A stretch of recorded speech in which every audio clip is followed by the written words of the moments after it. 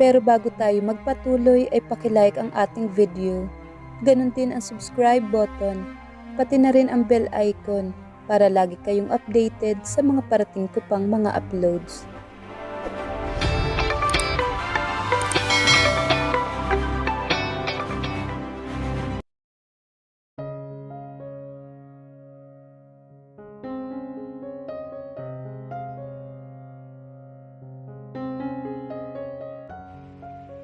Your son is about to get married, Athena. Hanggang ngayon wala ka man lang bang balak na makipag-usap sa kanya? Tumatagos lang ang boses ni Mary Rose sa kanyang tenga. Nasa loob siya ng opisina nito. Nagkukupli sa blinds na nakatabing sa bintanang nasa kanyang harapan. It's 2 in the afternoon. Mas maaga kaysa sa karaniwang labasan ng mga eskwela. She had developed that 4 o'clock habit of coming here whenever she's in the city. You've been doing this for years. Hindi ka pa ba napapagod? You can simply get near Jenny and introduce yourself as Sir Lola. Tila nawawala na ng pasensya ang kaibigan niya. Mary Rose is one of a kind friend. Lagi itong nasa tama. She was like Alexa, firm at maprinsipyo. Ilang beses na siyang inudyukan ni Rose. She always refused. Looking her grandchildren from far away was enough already. Itigil mo na itong pagpaparusa mo sa sarili mo. Tumabi ito sa kanya. Binuksan ang blinds. Kaya nahantad sa glass window ang malaking bahagi ng ground ng campus. Nasa mismong katapat na gusali iyon. Kapag uwian na at natataong naririto siya, she would always stay by the window and look for that girl with the braided hair. Nakapareho ng kulay ng buhok niya. Lagi itong may ngiti sa muka, kahit ang mga gwardya binabate. Ang ganda-ganda ng pagpapalaki ni Jade sa mga apo niya. I think Jade is a fine woman. Why don't you start asking for forgiveness? Maiintindihan ka nun. Mukha siyang mabait. Wag na. Ibinaba niya ang mga brasong pinag-ekis sa gawing sikmura at pinulot ang handbag na nakalapag sa upuan. Kailangan ko nang umalis. Magmumukmuk ka na naman sa bahay mo. O di kaya sa puway. My God, Athena! Niyakap siya ng kaibigan. Sinabi ko naman kasi sa'yo, stop associating yourself with Claudia. Since time immemorial, she was no good for you. Ibang saltik ng utak ng babaeng yun. Wala nang saysay para magturoan ng sisi. Nangyari na nangyari. Ilang araw na na-excuse si Jenny. So I guess, see you next week?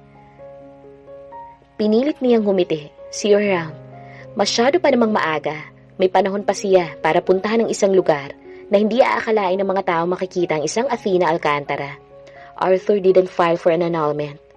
Alcantara pa rin siya hanggang ngayon. It was a surprise. Naalala niya ang araw na yun. Sa pinakaunang beses sa buhay niya, nakita niya ang galit ni Arthur. Aalis ka sa pamamahay na to? O ako ang aalis? There was cold anger in his eyes.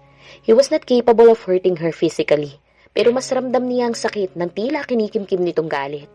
Nasaid niya ang kabaitan nito. Sino ba namang asawa ang hindi magagalit kapag nalamang iniputan mo ito sa ulo at pinahamak pa si Jade at ang apo niya? Nakita niya ang gusali at ang malaking landmark. Naghanap siya ng mapaparadahan. Ilang buga muna ng hangin ang ginawa niya bago bumaba ng sasakyan at pumanik sa jail facility ng Taguig. Matapos pagdaanan ng mga usual procedure ng isang dalaw, nakaupo na siya sa visiting area. Inilibot niya ang paningin sa paligid. She looked around her and felt so out of place. Nakasuot siya ng mamahaling damit. May ilang nakatingin pa sa kanya, kaya mas naging kabado siya. She was even clasping her hands together. Mapigilan man lang ang panginginig. Athena.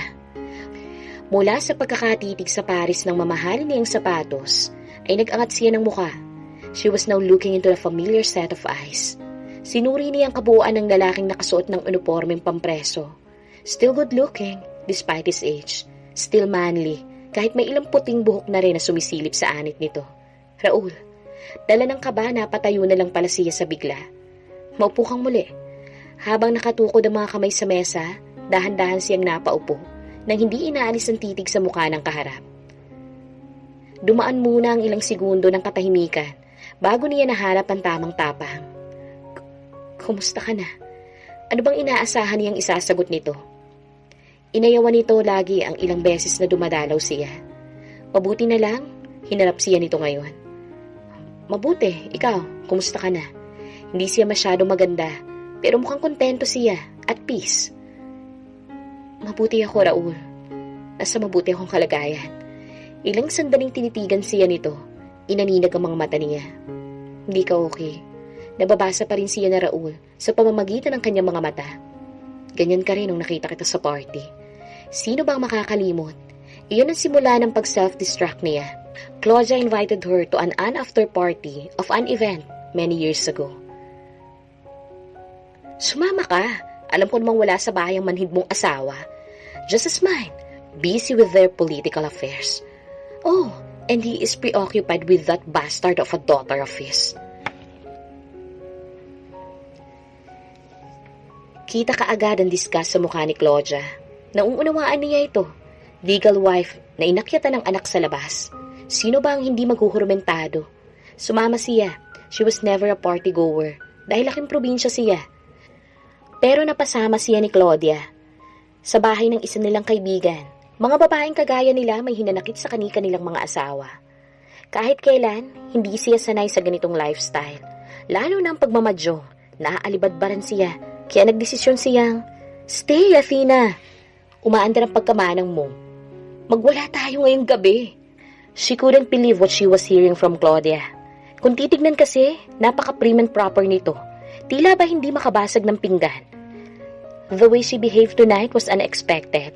Lasing na lasing talaga ito. Magsaya tayo, okay? Ayaw niyang iwanan si Claudia, kaya nanatili siya. Habang nagmamadyong at nagpapakalunod at nagsasasayaw ang iba, tahimik niyang sinisimsim ang punch. Mahina ang alcohol tolerance niya, at ultimong kaunting ram sa punch, tumatama na kaagad sa kanya. This is way better. Hard liquor ang inabot ni Claudia sa kanya. Umangil siya pero kalaunan, kinuha rin. Bakit nga ba hindi siya magsaya ngayong gabi? Makakalimutan man lang niya ang pambabaliwala ng asawa niya. Hindi niya napansing na kailang kupitan na rin siya. Nakaramdam siya ng pagkahilo at pagsusuka, kaya tumayo na siya patungo sa banyo. Muntika na siyang maliyo sa paglabas niya. Mabuti na lang, may matitipunong mga bisig na pumulupot sa kanya. Arthur! She became bold. She kissed someone whom she thought was her husband. Hell was about to let loose. Naramdaman niya ang paghila sa kamay niya. She was led into somewhere. The next thing she knew, she was lying on a bed. Pagkagising sa umaga, kasabay ng pagkahulas ng epekto ng alak, tumambad sa kanyang katotohanan. She slept with another man. She tried to forget what happened, pero hinahabol-habol siya ng kasalanan niya. Ilang linggo lang natagpuan niya ang lalaking nakasiping niya. He was detailed as a new security to her bank. Sinikap niyang umiwas. Ang lalaking yun din naman, walang senyales na lalapitan siya. Isang maling kilos nito at paaalisin niya ito.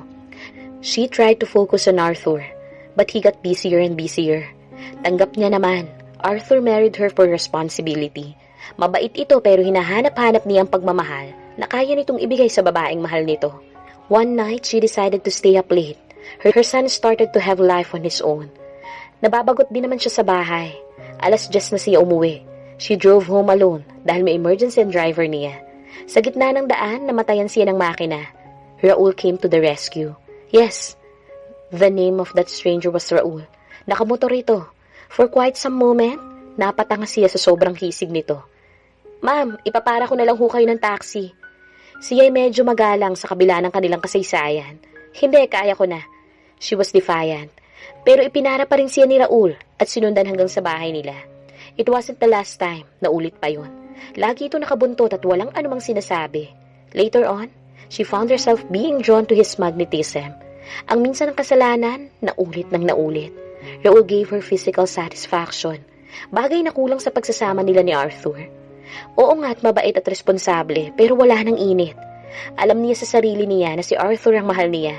Yet, she was still swayed by someone younger and more aggressive. Nagpatuloy ang affair hanggang sa tumungtong ng kolehiyo si Jax. Their affair was discreet. Walang kamalay-mari ang mga tao sa paligid na may milagrong namamagitan sa kanila. And yes, she was always excited. She became experimental. Dahil mas bata si Raul sa kanya ng mga 10 taon, mas marami itong bagong karanasang na ituturo sa kanya. Kapag nagsasama na sila, nakakalimutan niya ang konsensya, nalulunod siya sa kasalanan. Pareho silang kasal, parehong manloloko. One day halos inumagas siya ng uwi sa halos magdamagan sa hotel. Narat na niya naghihintay si Arthur sa kanya. Hindi mawari ang kaba niya, lalo na nang halikan siya nito. Nag-aalala siyang dumikit sa kanyang amoy ng kabit niya. Ipaghahanda kita ng sopas. Naiiyak siya habang pinanonood ang bawat kilos ng asawa niya. He never asked her. He was just being there. In between, he would throw a smile on her. Gusto niyang maniwalang mahal siya nito, pero ang insecurity niya ay mas mabigat ang hila sa kanya. Kain ka na. Sa buong durasyong kumakain siya, pigil na pigil ang mga luha niya. That night, niyakap lang siya ni Arthur habang natutulog sila. He was giving her that sense of security. Walang anumang sinabi pero nginat-ngat siya ng konsensya. Ayoko, Athena. Mariing tanggi ni Raul nang kusapin niya ito. Wala naman akong hinihiling, di ba? Ikaw lang at kaunting oras mo. Hindi naman kita inaagaw sa kanya. No matter how she stood her ground, Raul wouldn't understand. Pinanindigan niya ang desisyon niya. Sa kabila ng lahat ng salimuot, nakabalik siya sa piling ng asawa niya. She became a wife again to Arthur and a mother to Jax. Mas pinili niya ang pamilya niya. Buong akala niya okay ng lahat. Pero simula noon, lagi siyang hinahabol ng multo ng mga pagkakamali niya. I can't believe you were beginning to side with that woman, Athena. Nanggagalaiti si Claudia nang puntahan siya nito sa opisina. She was pacing back and forth. She was furious. Calm down, okay? Pilit niyang pinapahinahon sa kaibigan. Maupo ka muna. Paano ako matatahimik, ha? I feel so betrayed. Isa kang traidor kay Elisa. I am not. Nawawala na siya ng pasensya. Wala akong magagawa. Napagdesisyon na ni Jax na magsimula ulit kasama si Jade. Claudia stopped and looked at her. There was this menacing look in her eyes. Unti-unti pumunit ang nakakakilabot ng ngiti sa mga labi nito. Oo, may magagawa ka. Just by simply looking at the evil grin on her face, she knew she was up to something. Claudia was holding something against her. Init siya nito sa mesa niya ang kulay pulang flash drive na dinukot mula sa bag nito. What is this? Nagtatakang tanong niya. My ace. Nanginginig ang mga kamay na isinuksok niya yun sa laptop. All of a sudden, she felt all the colors on her face were drained. Two naked people were making love in the sand. Sa Palawan yun, nang minsang nagbakasyon siya kasama si Athena. Then, there was another scene. Sa hotel room niya, it was Raul and her. Kaagad na nanlapot ang pawis niya. Nanuyot bigla ang kanyang lalamunan. Hindi maunawaan ang kanyang nararamdaman ng mga oras na yun. Tumakas ang lahat ng lakas sa kanya. Lumagpak ang tunog ng pagsarado ng laptop. It was obscene at nahihiya siyang panoorin. Where did you get this, Claudia? Nagmistulang naipit ang boses niya. Hindi nakatulong ang mamahaling cosmetic para itago ang siguradong pamumutla niya. Please, delete this. I thought you were smart enough. Pero gaga ka rin pala pagdating sa kalandian. You and Jade's mother are the same. Pareho kayo ng hulma. Mga puta. Kanina pa siya binigyan ng babala, ngunit patuloy niyang pinapahalagahan ang pagkakaibigan nila ng baluktot na babaeng ito. Tuluyang maglalaho to sa isang kondisyon. Halos mabingi siya sa pinagagawa ni Claudia sa kanya. It was something so horrible. Ang mga sumunod na pangyayari, naging mitya sa mas lalo niyang paglubog sa kalungkutan. It was a choice between her family's reputation or Jade.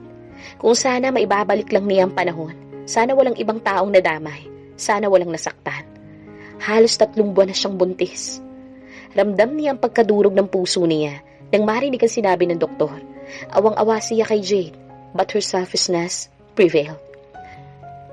Her son's supposed happy marriage ended. Nakalusot siya sa iskandalo pero hindi niya nagawang takasan ng konsensya. 2 buhay ang ipinahamak niya. Walang araw na hindi siya nagsisisi. Kapag nakakakita siya ng bata, naiisip niya kung ano kaya ang kahihinatnan ng apo niya. Her sins made her distant.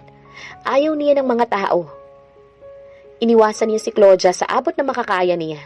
She cut all ties with her. Mas nalunod siya sa pagsisisi nang malaman na sinapit ng apo niya. Nakahanda na siyang umamin sa kasalanan. Ngunit baluktot ang utak niya. Hanapin si Raul Sarmiento sa lahat ng paraan. Bumahag na naman ang buntot niya. Alam niyang hindi niya kayang salagin ang galit ng anak niya. Kinontak niyang muli si Raul.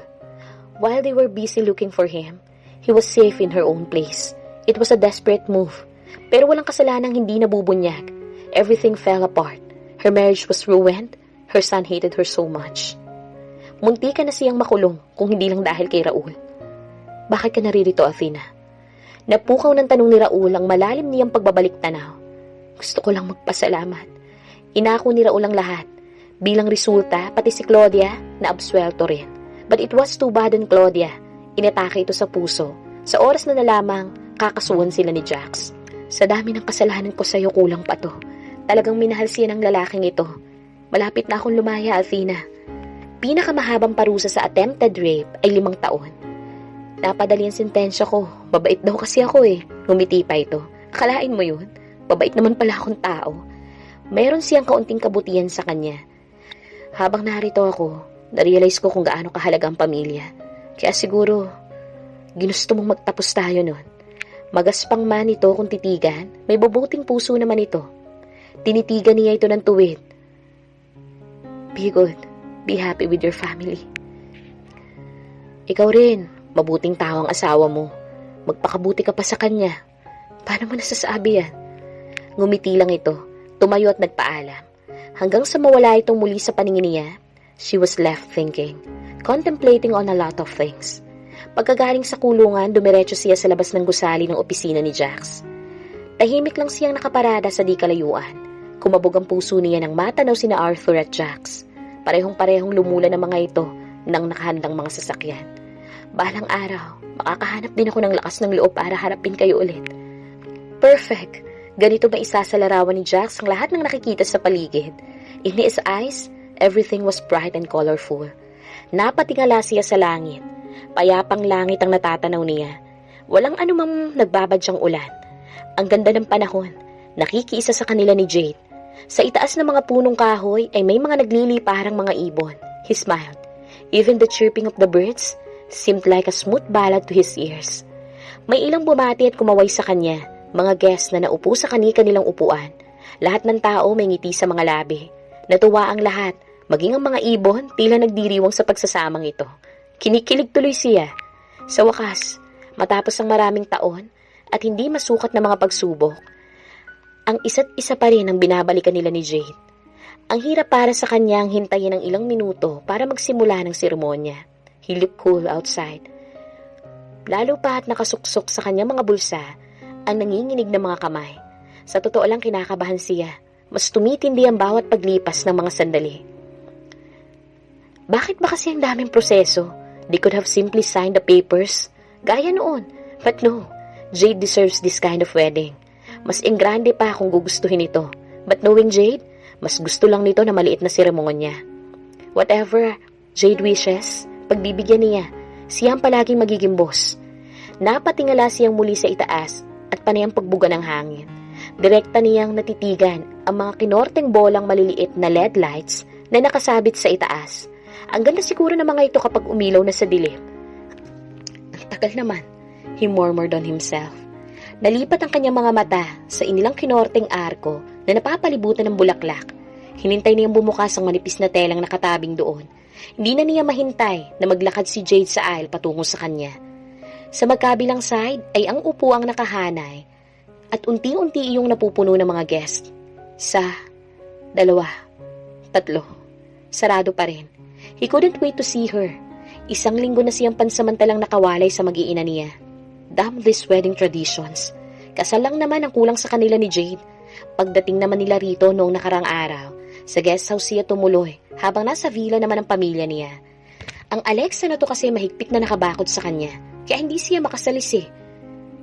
Kaya naman hindi siya masisisi kung ganito siya kasabik na makasama ang mahal niya. Nervous as hell?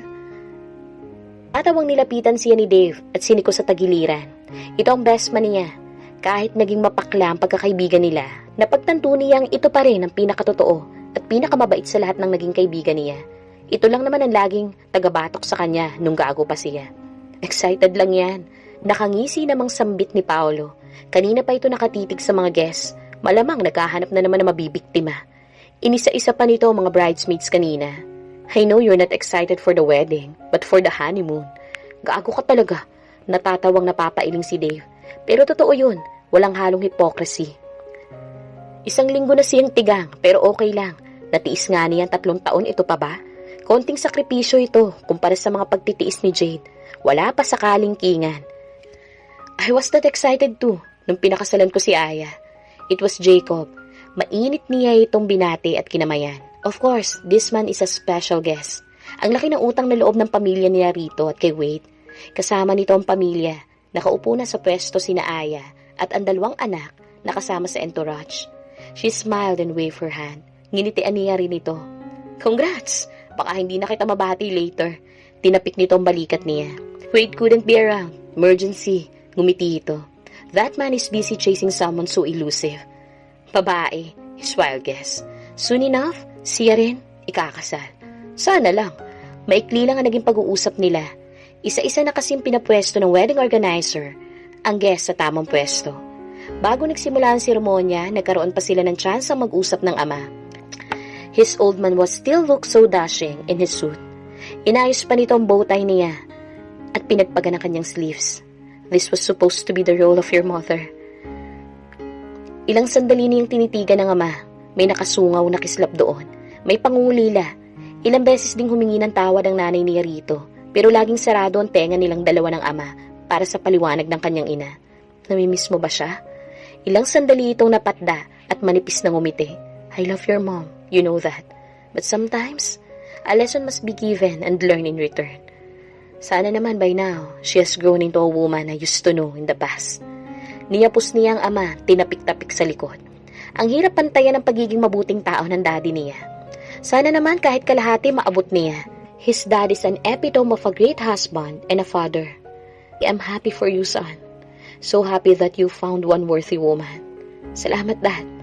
Bumalik na ang ama sa tamang pwesto.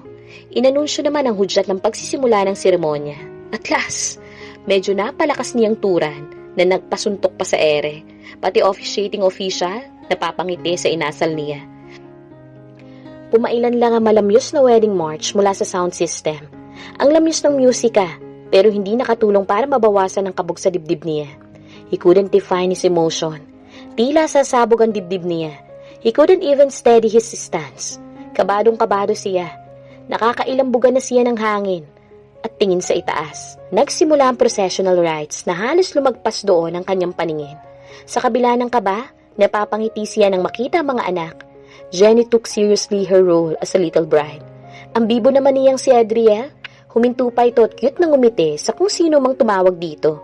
Inuga-uga pa nito ang lalagyan ng ring, kaya napasugod ang ate nito at sinamahan nito hanggang sa matapos ang role. Hi, Papa! Goodness, his Adriel was just being himself, cute and naughty. Tahimik at hindi raw siya magulo nung bata siya. Mukhang sasakit yata ang ulo nila ng mama nila dito sa kanilang bunso. Pero sisiguraduhin niyang ito at ang darating pang mga lalaking anak, nire-respeto ang mga babae. He failed on that area before. Naging mapanakit siya sa kanyang reyna. Ngumiti si Jenny sa kanya bago tinungo ang upuan nito. Ang layo na ng prinsesa niya sa batang sakitin at napakamahiyain na nakita niya sa gasolinahan noon. Kung may tao man na higit na masaya ngayon, si Jenny na yun. Jenny was more than a daughter. She became her mother's strength and an anchor when life was hard on her. May mga pagkakataon pa rin nahihiya siya sa sinapit na mag-iina niya. Ang gagawin niya na lang ay ang pagbayaran niyon habang buhay, magpakailanman. Hindi na niya hinintay na maganap ang kanilang paglalakbay bilang mag-asawa. And then, this most awaited part. Tumayo ang lahat bilang pagpupugay sa paglalakad sa aisle ng kanyang si Jade. Oh God, his Jade. Halos mahigit niya ang kanyang paghinga. She was walking with her father. She looked so beautiful, so ethereal in her off-white shoulder dress. Hapit hanggang bewang at bahagyang maluwag pa ibaba. Tila tumigil ang pag-inog ng mundo niya at ng kanyang mga mata. Iyon ay nakatutok lang sa asawa niya. He knew she was smiling at him, ngunit hindi niya magawang gantihan ang mga ngiti nito. Buong paghanga at pagmamahal niya itong tinititigan. Sa kalagitnaan pa ng aisle, huminto na ito at si Tito Joseph. Hinayaang maglakad na mag-isa si Jade patungo sa kanya. It was a sign of her independence. Ayon kay Tito Joseph, almost all her life, mag-isang nakipaglaban si Jade sa buhay at nahihiya itong umaktong mabait at responsableng ama. Oh God, palapit ng palapit si Jade sa kanya, patindi ng patindi ang tibok ng puso niya. Binayo niya ang dibdib, para kasing nahihirapan siyang huminga. Nakaamba na rin pumatak ang luha sa gilid ng kanyang mga mata. Tuluyan nalaglag ang isang butil ng luha nang magdaop ang palad nila ni Jade. Jax! Si Jade, na naramdaman niyang pinisil ang palad niya. Sobrang saya ko lang. More than happy. Sa buong wedding ceremony, hati ang isipan niya. Sinikap naman niya mag-concentrate pero ginugulo talaga ng utak niya nitong magandang katabi niya. Kung maaari lang, ay ang mukha na lang nito ang titigan niya. Di nakatiis na pinisil niya ang palad ng katabi. Napalingon ito sa kanya. Ang tagal, he mouthed. Lumaki ang mga mata nito. Behave. Walang tunog na sagot nito. Ang bagal naman ng takbo ng oras. He was itching to put the ring on Jade's finger and say his vow. Ngunit nang sinasaad na niya iyon, halos hindi niya masimula na maayos. Niwala siyang nababasa na anumang letra sa isinulat niya. Nalalabo kasi ang paningin niya. Huminga ka ng malalim pa. She felt Jade's hand squeezing his. Without taking his eyes off Jade, he took a deep breath and began again. This time, sinaad niya nang hindi binabase sa anumang naisulat niya. Ang aming pag-ibig ay binuo ng mga pagkakataon. Nanginginig niyang panimula. Siyang lalaki pero siyang naging mas iyakin. Chance encounters, unexpected meetings. Ganun na naging pagtatagpo natin. Even our previous marriage happened by chance. Pinisil niyang palad nito. Ang tsansang ito na ibinigay mo sa akin ngayon, I will treasure this forever, Jade. I can promise to be the best person, nor to become the best husband. But I will take one step at a time to become worthy of your love. I know that I will stumble. I am just a man. But just I promise, Jade, that if that happens, just hold me in my arms and whisper to my ear how much you've loved me, so that I can find myself again. Punong-puno ng emosyon ang dibdib niya. I am so honored that you choose to spend the rest of your life with me, by your side. Ang pag-ibig ko sa iyo, higit pa sa walang hanggan. Mahal na mahal kita, Jade, ng buong puso ko at kaluluwa. Habang buhay. Ang vows naman ni Jade. Jax, sabi mo our love was built on chances. She smiled as she started. Hindi na rin ito binasa ang nilikhang wedding vows. Yes, hindi ako mapapagod na ibigay yun sa'yo at sa sarili ko. God forbid, kung darating man ulit ang unos sa pagsasama nating dalawa, we are far from being perfect. Magkakamali at magkakamali tayo. Let us just hold on to the love we have for each other at siguradong matatawid natin ang pagsubok na magkasama. When difficult times come, we will always look back to the very reason why we choose to spend our lives together. And that is unconditional love, Jax Alcantara. You and our children are my hope, inspiration, and anchor. Every moment with you was quite journey. I love you so much. Simula kanina, compose si Jade. Ngayon may nakasungaw ng luha sa mga mata nito. I love you. It was the totality of their vows. They uttered those magical words with the sun slowly setting from afar. At long last, a decade in the making, and they have finally come to this point. You may now kiss the bride. Ang pinakahihintay niyang utos sa kanila. Nanginginig ang mga kamay niyang hinawakan sa pisngi si Jade. His hands were trembling as he roamed every corner of her face with his loving eyes.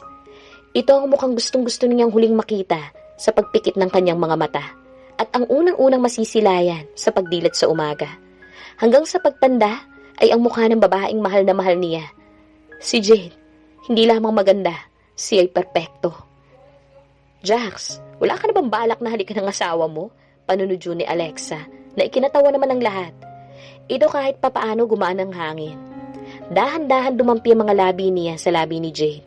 Gusto niyang maiyak sa labis na emosyong pumupuno sa kanyang puso habang pinagsasaluhan ang mabining halik na yun. Nalasahan niya ang luhang namamalibis sa magkahumpong nilang mga labi. They were both crying. When he looked at Jade, nakita niya sa mukha nito ang tila ba relief. Maybe because she never thought of them getting back together again. After all this time, anitong tinaas ang kamay na nasusuotan ng singsing. Oo, pagkatapos ng lahat ng mga taon na to, buong higpit silang nagyakapan habang pumunit ang palakpakan at sipol sa paligid. They are now officially Mr. and Mrs. Alcantara again. This time, wala nang bitawan pa sa kamay ng isa't isa. Through thick and thin, habang buhay silang magsasama. Habang buhay. Salamat sa Diyos at salamat kay Lola Carmela. Napatingala siya sa madilim na paligid. Umihip ang malamig na hangin. Somehow, he could feel the presence of his grandmother. Tila nakikita niya ang matatamis nitong ngiti habang nakatunghay sa kanila. Lola, sana napaligaya kita ngayon. Dahil ako, walang pagsigla ng kaligayahan ko. I promise to love her and take care of her, gaya ng hiniling mo sa akin noon. Mahal na mahal ko si Jade, Lola.